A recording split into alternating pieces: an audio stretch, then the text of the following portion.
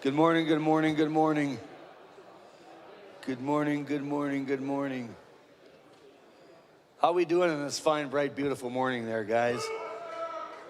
Yeah. All right, we got a couple of different announcements. Al, where are you at? Anderson, you're coming up.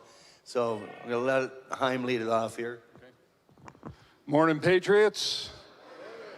Well, we had our public policy meeting last week. It was a little lightly attended. I appreciated the applause last week when I made the announcement, but showing up would be really good.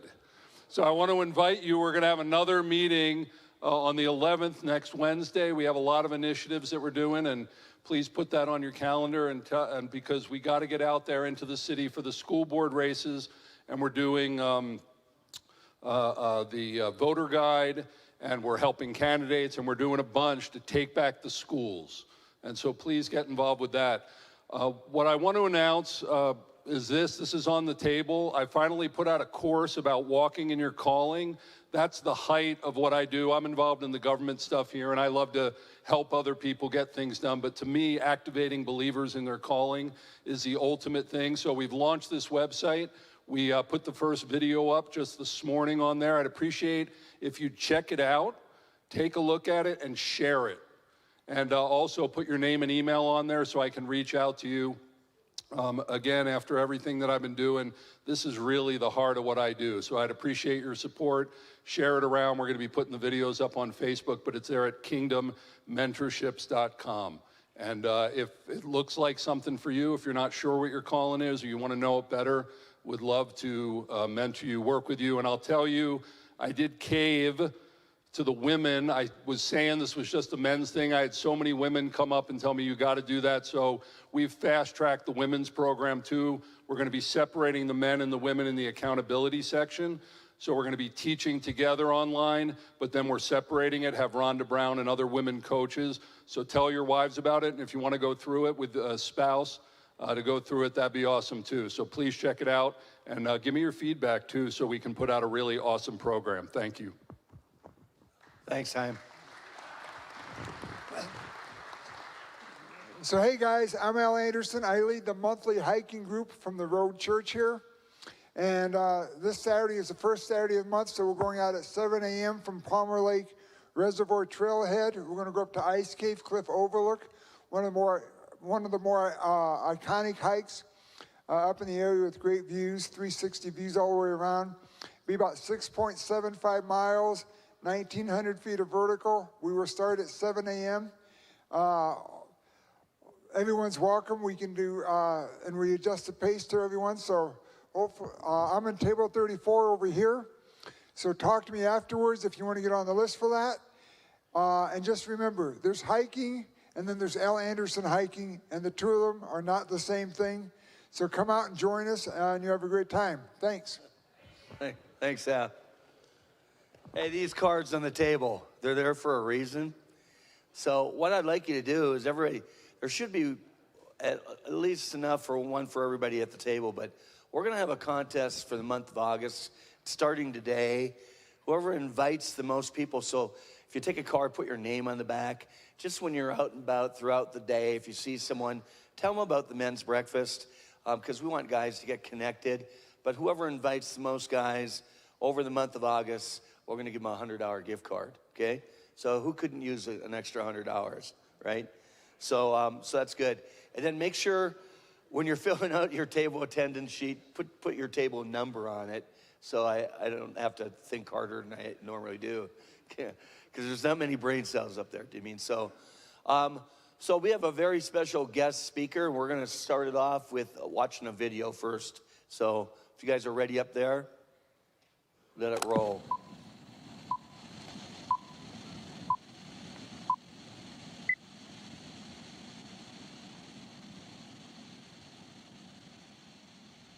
If I were the devil, if I were the prince of darkness, I'd want to engulf the whole world in darkness, and I'd have a third of its real estate and 4/5 of its population, but I wouldn't be happy until I had seized the ripest apple on the tree, thee. So I'd set about, however necessary, to take over the United States. I'd subvert the churches first. I'd begin with a campaign of whispers. With the wisdom of a serpent, I would whisper to you as I whispered to Eve, do as you please. To the young, I would whisper that the Bible is a myth. I would convince them that man created God instead of the other way around. I would confide that what's bad is good and what's good is square. And the old I would teach to pray after me, Our Father, which art in Washington. And then I'd get organized. I'd educate authors in how to make lurid literature exciting so that anything else would appear dull and uninteresting. I'd threaten TV with dirtier movies and vice versa. I'd peddle narcotics to whom I could. I'd sell alcohol to ladies and gentlemen of distinction. I'd tranquilize the rest with pills. If I were the devil, I'd soon have families at war with themselves, churches at war with themselves, and nations at war with themselves, until each in its turn was consumed. And with promises of higher ratings, I'd have mesmerizing media fanning the flames. If I were the devil, I would encourage schools to refine young intellects, but neglect to discipline emotions. Just let those run wild. Until before you knew it, you'd have to have drug-sniffing dogs and metal detectors at every schoolhouse door. Within a decade, I'd have prisons overflowing. I'd have judges promoting pornography. Soon I could evict God from the courthouse, then from the schoolhouse, and then from the houses of Congress. And in his own churches, I would substitute psychology for religion and deify science. I would lure priests and pastors into misusing boys and girls and church money. If I were the devil, I'd make the symbol of Easter an egg and the symbol of Christmas a bottle. If I were the devil, I'd take from those who have and give to those who wanted until I had killed the incentive of the ambitious. And what'll you bet? I couldn't get whole states to promote gambling as the way to get rich. I would caution against extremes in hard work, in patriotism, in moral conduct. I would convince the young that marriage is old-fashioned, that swinging is more fun, that what you see on TV is the way to be. And thus I could undress you in public, and I could lure you into bed with diseases for which there is no cure. In other words, if I were the devil, I'd just keep right on doing what he's doing. Paul Harvey. Good day. All right, let me set the scene for you guys.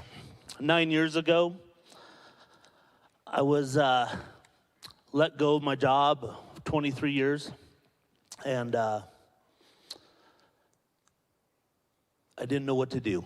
Had an idea. I didn't know what bloodstained allies were, so I went over and hung out with my dad. He was building a house. 9 years ago, we had lots and lots of rain. He was in the process of digging a basement. At that point in time, that basement was completely flooded. Water was, 10 feet tall. It was the biggest swimming pool you could possibly think of. It was bad, and my dad just, So, and just to give you perspective of who my dad is a cross between Josie Wales and Pale Rider. Those of you old guys know what I'm talking about. So, my dad, he goes, so what brings you out here? And I was like, well, I'm not sure. He goes, not sure what you're gonna do, are you? I said, yeah. He goes, So as we sit down on the tailgate of his pickup, surveying in the rain, eating a bologna sandwich, my dad tells me this story. He says, one day, the devil had a yard sale. And on that day, he displayed all of his tools, all of his implements of disaster. He had anger, which sold for 4,000 souls. He had pride, which sold for 10,000 souls. He had envy. He had greed, all laid out on this crazy table. He invited all the demons to come and shop so he could get some more souls. Well, as they look through and they see all these implements, shiny and new, blades, it's just crazy what these demons, and they're getting crazy about it. They're seeing it, they're getting excited. Oh, but one demon saw something in the back of the garage. He looked at it. It was worn out, dusty, used completely, beyond belief. But it wasn't on that table for sale. It wasn't on that table. And that demon went up to Satan and said, hey, what is that over there? Why isn't that for sale? And the devil said, I'm not going to sell that. Never. I will never sell that. Well, what is it? Oh, that's, I can't tell you what that is. That's my best tool. That's my best tool. I can destroy men with it. I can tear them down. I can ruin their lives. It is the best tool that I have in the book. All these, well, you got to sell it. I'll give you whatever you want.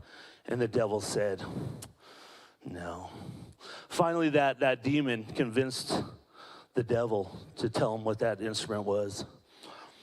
That instrument is doubt.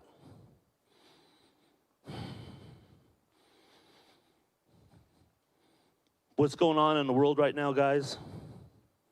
I see a lot of doubt. A lot of doubt. I had doubt 9 years ago. And when I heard my dad tell me that story, I figured it out. I said, oh, he doesn't want me to start my company. So I said, all right, let's go. It's go time. Eye of the tiger. So I went on that journey. 9 years later, we're doing great. I got lots of time to hang with my family. I can work when I want to. I don't have to, and I don't. I get a chance to talk to people at my job, talk to people, customers about God and Jesus and how awesome it is. So I look at you guys right now. I hear the stories out there. I hear, oh, they're going to bring back the mass. Oh, they're going to make us get shots. They're going to do this. They're coming for us. They're coming for us. That right there is the devil. That's that doubt he's putting in your heart. Okay, guys? Next video, please.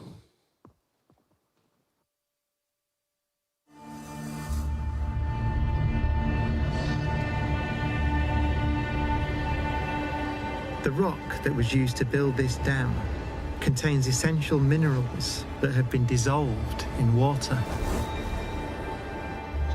Minerals rich in the calcium that these animals need to stay strong. And they'll scale a dam to get them. In una situazione estrema, diciamo così, di ripidità, la possibilità di leccare del sale è una tentazione fortissima. Without these salts and minerals, their bones won't grow, their nervous systems and muscles can't function. Movement and coordination can falter. Io ho abbastanza paura quando sono in situazioni molto ripide e guardo verso il basso, non sono di certo uno stambecco.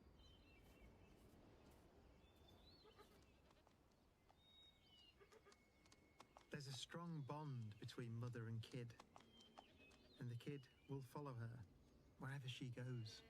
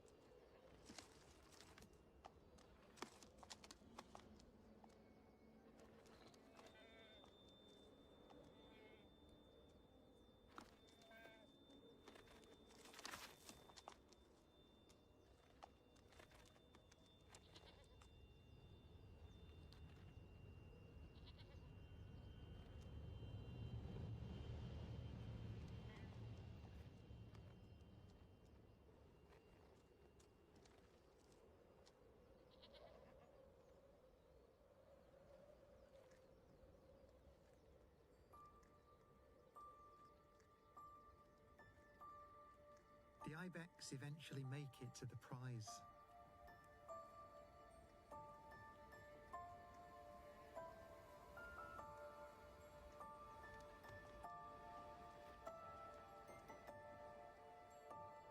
Salt from the earth, dissolved in water, continues on its journey into their bodies.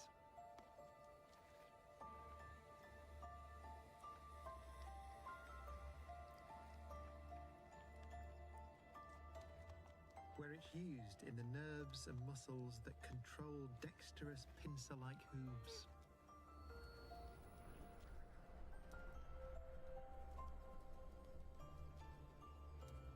Vital ingredients carried around by a simple molecule with remarkable properties.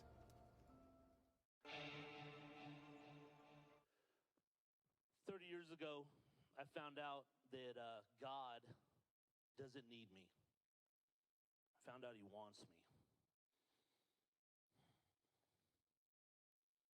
God put the DNA in those goats, not to go get that salt once a month, every 2 weeks, once a week. They do that every day. That dam is 160 feet vertical. They do it every day, life or death. There's other videos on YouTube that show them falling. They don't show the bottom of the dam where all the goats are lying. There's men in this room that serve. I want to just grab a few of them. Where's Matt with Next Gen? Matt, are you here? Stand up, bro. Matt, would you say we need some volunteers at Next Gen? I mean, it's crazy. Now, when I say Next Gen, I'm talking men working with little kids. These little kids, boys and girls, they need us men. They need us to show them what's going on, to play race cars with them, build Legos, just to goof off. They need you. We need you downstairs. The church, now this represents, 37, 40 different churches? Your church needs you. God doesn't need you, but our churches do. I need men. Where's my morning crew? Stand up, morning crew. Come on. There's Blake. I see Blake. Come on. Who else? Phil. Stand up, bro. He washes dishes. Who else? Oh, there we go. We got another word. We got tons of. Keep going. Angelo, you better stand up. Come on. Where's Hot Rod? Johnny Hot Rod? Oh, there's my bro over there. Okay. Johnny's over there. Okay. Matt in the back. We need you guys. We need you guys in the mornings. Al needs you to help set up. We need men in this community to stand up. We need you guys. We need you guys to go after the salt. That's salt that makes you happen. There's dudes like Jeff. I don't know if he's here or not. He fought for District 49. He went after it. There's things that are out there. We got my man, him.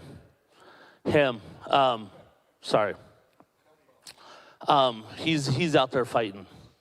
So I call upon you guys, stand up. The world is a crazy mess right now. If we don't have men like Matt, and Johnny, and Blake, we all know you guys work during the days. I have Sunday mornings when I invite guys to come to breakfast, they go, oh my gosh, 5:45 a.m.? I'm like, come on. Put your purse away. You know what I'm saying?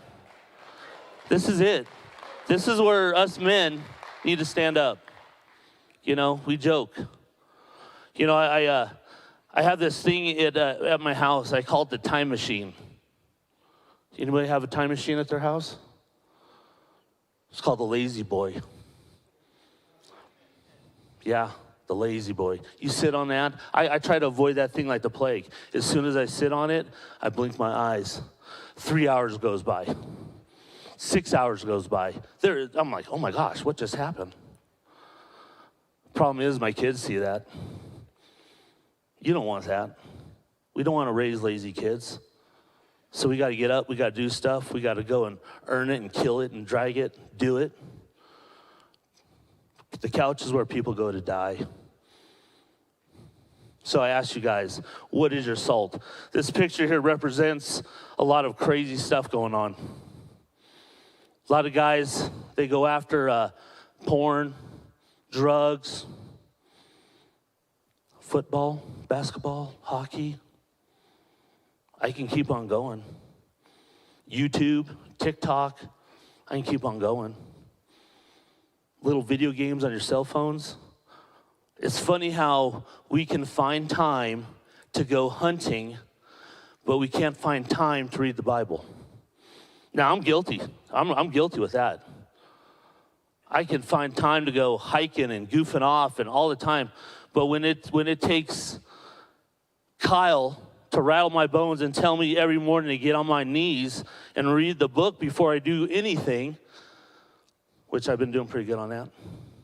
It's tough because you get up in the morning, I got to go pee, but that's all right.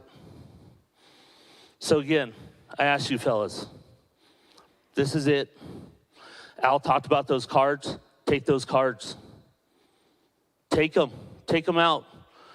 When you're walking alone, Leo was telling me a story where he was walking with, and he met up with a dude named Tim. And Leo's like, bro, you got to check this out. This is rad. Check it out. Man, that's what it's about. We need bloodstained allies. You don't know how bad we need them. We need them as much as we can get. Most of all, I say we need men to be those bloodstained allies. I see the newcomers table. I'm glad you're here, gentlemen. It's an honor. It's an honor. It's an honor to serve you guys. Love it. I will do it, rain or shine. If the snow is 6 feet deep, I will be there for you guys. Because I love you. I believe in you. Find your salt.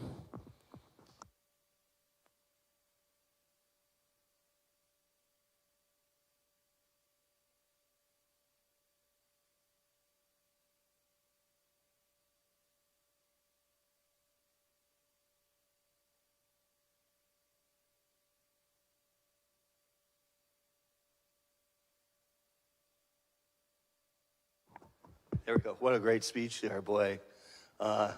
It's time we stopped being girly girls and started being men, you know? So a couple discussion questions you can discuss at your tables. All the first-timers are going to come with me. We're going to go in the library. If you're here for the first time and you weren't sitting at the first-timer table, I encourage you to follow me into the library, okay? So carry on. You guys follow me.